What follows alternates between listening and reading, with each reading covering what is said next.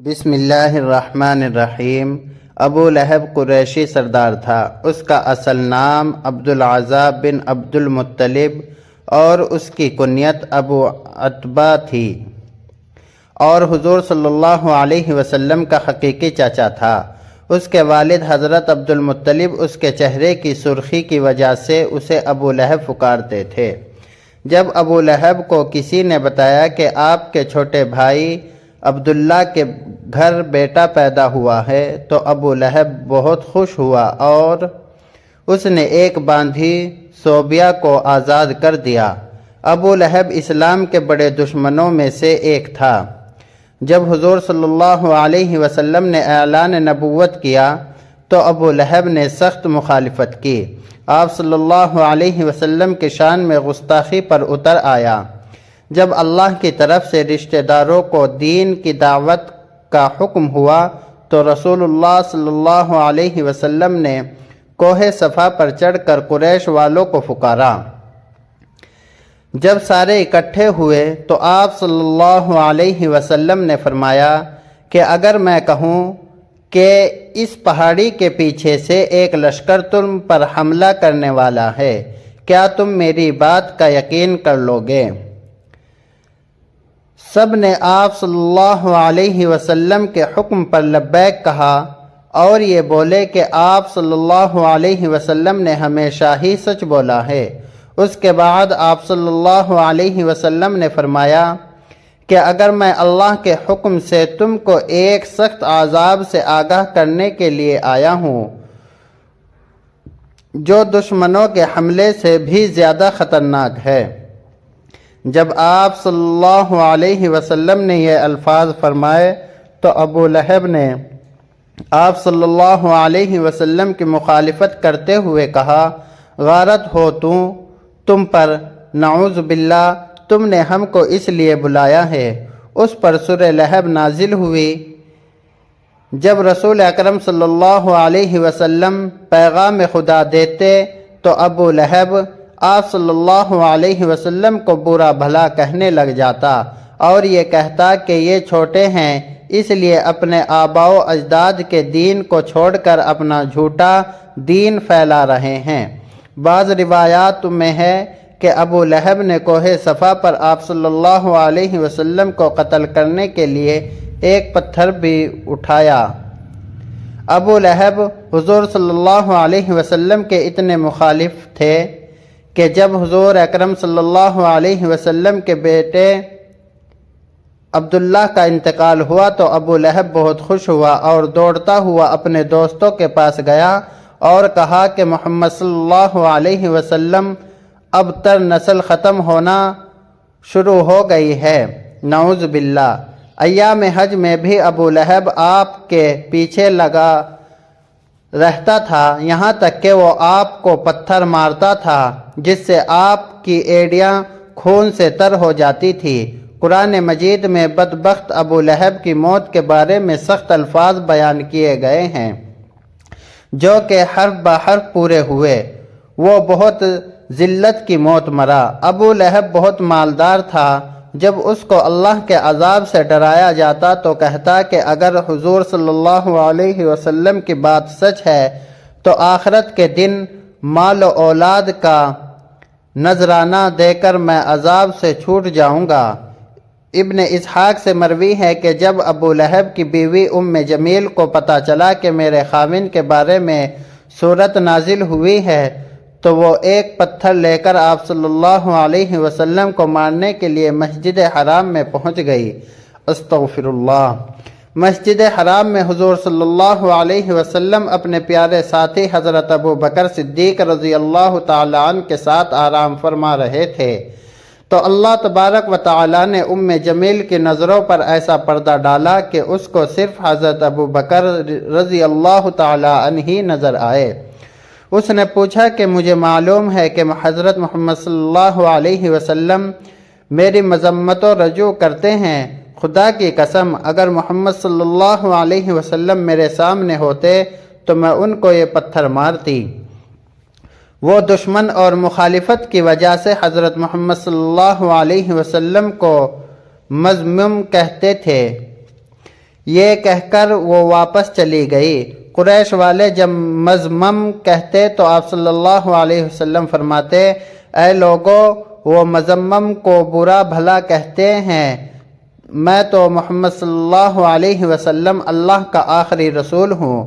ابو لہب قریش کا مالدار آدمی تھا، اس کا سود خوری کا کاروبار بہت وسیع تھا، وہ لوگوں کو سود پر چیزیں دے کر خود منافع حاصل کرتا تھا، یہاں تک کہ اس نے خانہ کعبہ سے سونے کا ہرن چوری کر کے بیچ دیا تھا۔ ابو لہب کی اولاد بھی نبی کریم صلی اللہ علیہ وسلم نے کی بہت زیادہ دشمنی تھی۔ ابن عساکر اور ابن اسحاق لکھتے ہیں کہ ایک دن ابو لہب کے بیٹے عتیبہ نے یہ ٹھان لیا کہ وہ محمد صلی اللہ علیہ وسلم کے پاس جا کر ان کے رب کے بارے میں بری باتیں کہہ کر ان کو اذیت پہنچائے گا۔ عتیبہ بدبخت نبی کریم صلی اللہ علیہ وسلم کے پاس آیا اور بہت سخت کلامی کی، اور سب سے بڑا جرم یہ کیا کہ اس نے چہرے انور کی طرف تھوکا، مگر وہ ناپاک تھوک کی وجہ سے اطہر پہ گرنے کی بجائے دور جا گرا۔ اس کی گستاخی پر حضور صلی اللہ علیہ وسلم نے دعا مانگی، اے اللہ، اس پر اپنے کتوں میں سے کسی کتے کو مسلط کر دے۔ عتیبہ اپنے خیال میں بڑا کارنامہ سر انجام دے کر اپنے باپ کے پاس آ گیا۔ ابو لہب نے پوچھا، پیارے بیٹے، تو نے انہیں کیا کہا؟ اس نے بتایا کہ میں نے یہ اور یہ کہا۔ اس نے پوچھا، اس پر محمد صلی اللہ علیہ وسلم نے کیا کہا؟ عتیبہ نے بتایا کہ انہوں نے یہ بددعا دی ہے۔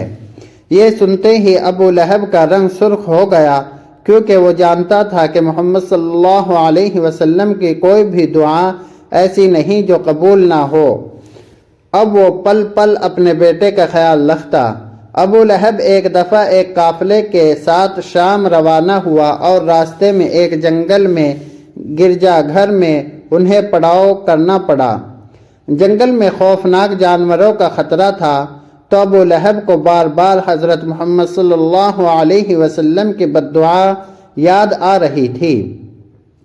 ابو لہب نے قافلے والوں سے کہا کہ چونکہ تم لوگوں پر میرے بہت احسانات ہیں، تو میں تم سے ان کا بدلہ یہی چاہتا ہوں کہ آج رات میرے بیٹے عتیبہ کی حفاظت کی جائے۔ پس تم سارا سامان اس گرجا گھر کے صحن میں جمع کر دو اور اس کے اوپر میرے بیٹے کا بستر لگا دو، پھر اس سامان کے ارد گرد تم سو جاؤ۔ حبار کہتے ہیں کہ ہم نے ایسا ہی کیا۔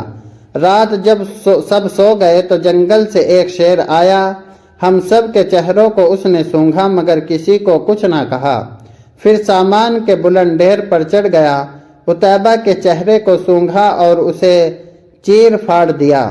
ابو لہب کا برا حال تھا اور وہ کہے جا رہا تھا، میں جانتا تھا میرا بیٹا محمد صلی اللہ علیہ وسلم کی بددعا سے کبھی نہیں بچ سکے گا۔ ناظرین گرامی، ابو لہب، اس کے بیٹے عتیبہ اور اس کی بیوی کا انجام انتہائی دردناک اور عبرتناک ہوا، کیونکہ اللہ تعالیٰ نے سورہ لحم میں پہلے ہی ان کے لیے عذاب کا فیصلہ سنا دیا تھا۔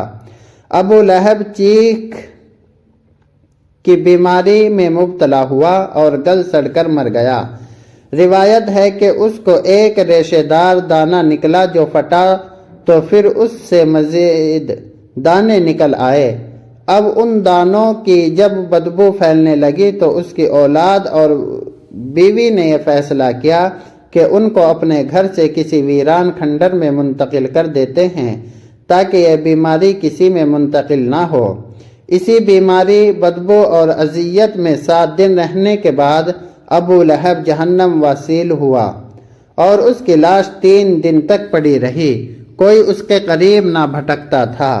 لوگوں کو ڈر تھا کہ جو قریب جائے گا اسے چھوت کی وہی بیماری لگ جائے گی جس سے وہ مرا ہے۔ جب بدبو پھیل گئی تو لوگوں نے اس کے اہل و عیال کو آر دلائی، اس پر انہوں نے ان طعنوں سے تنگ آ کر کچھ حبشیوں کو اجرت دے کر لاش کو اٹھوائی۔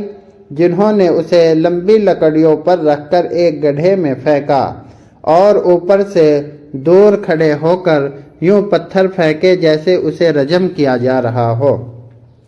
اس کی بیوی جو ام جمیل کے نام سے معروف تھی، ابو سفیان کی بہن تھی۔ اس کا نام اروی بنت حرب تھا۔ وہ بھی ایڑی رگڑ رگڑ کر مری اور اللہ تعالیٰ نے ارشاد فرمایا، اس کی گردن میں مونچھ کی رسی ڈال کر اسے جہنم میں پھینکا گیا ہے۔